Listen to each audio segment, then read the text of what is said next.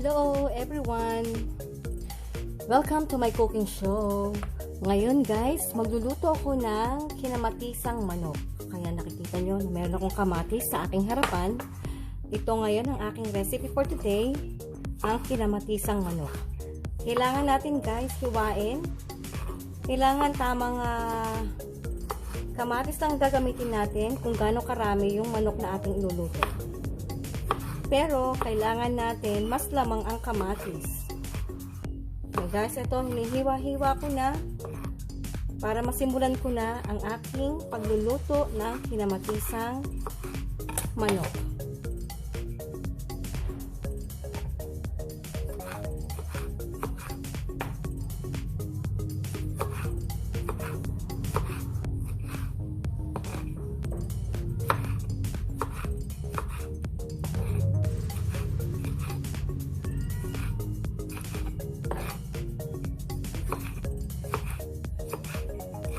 Nakapaggayat na rin ako ng bawang at sibuyas. Ito na lang huli kong gagawin, ang paggagayat ng kamatis. Ito guys, nahiwa ko na siyang lahat at ngayon sisimulan na natin magluto ng kinamatisang manok. Sisimulan na natin ang ating pagluluto. Kung nakikita nyo, meron na akong mantika sa kawali. Ilalagay naman natin ngayon ang sibuyas, bawang,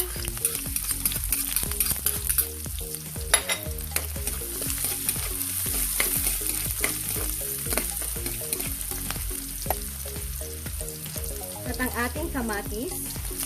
Kailangan guys, kalahati muna ng kamatis na ginayat natin ang ating ilagay. At haluin natin mabuti.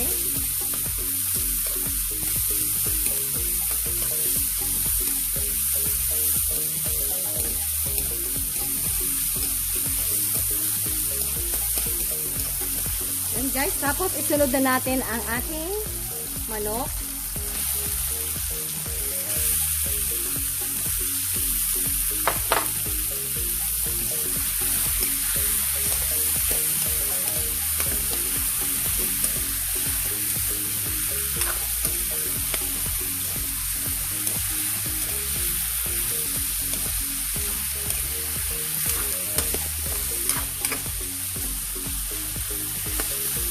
Tapos, takluban muna natin ito guys. Guys, naglagay ako ng konting tubig. Tapos, takluban uli natin ito. Yan na guys. Tapos, maglalagay din ako ng konting salt at konting soy sauce.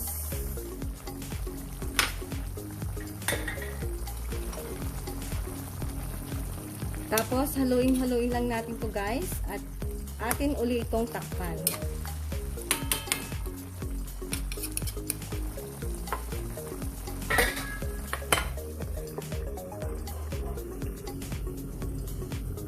Yan na siya guys. Luto na yung ating chicken.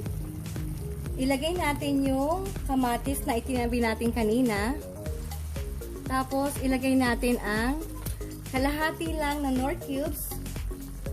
Tapos, isama na rin natin yung sili. At maglagay tayo ng repolyo mamaya. Bago natin ilagay ang repolyo, haluin muna natin to guys.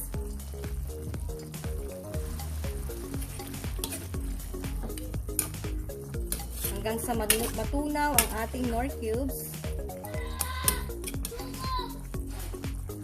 Tapos guys, ilagay na natin ang ating repolyo.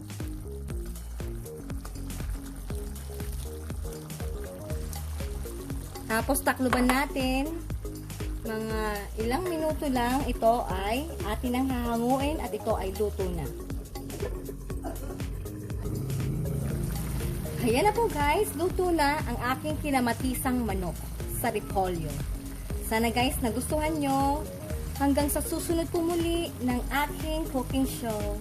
Thank you guys. Bye!